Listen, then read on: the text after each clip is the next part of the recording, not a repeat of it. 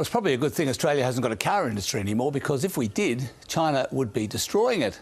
China is in the process of dominating the global motor industry and taking a wrecking ball to any country's car manufacturing industry that's still standing. Chinese producers sold 253,000 cars in Australia last year, more than 20% of the total, and it was up more than 40% from a fall in 2024. They're not just making Chinese branded cars, but a lot of other countries' brands are now being made in China as well. So why is this happening? 4 reasons. First, China went early and hard on electric vehicles and also became the world's largest producer by far of lithium batteries. It's also making a lot of internal combustion vehicles and dumping those on the world market because no one in China wants them. Also, the cars are pretty good. The days of very cheap, fragile rust buckets like the Japanese cars of the 1960s are long gone. BYD has just won Aussie Ute of the Year. And then there's Chinese government policy.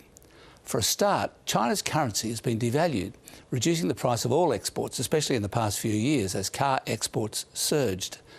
On top of that, the government is coughing up huge industry subsidies, now 7% of GDP.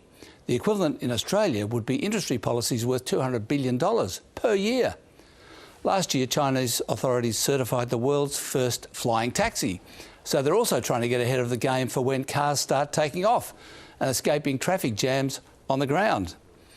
The United States and Europe are also working hard on flying cars, so China won't have that field to itself.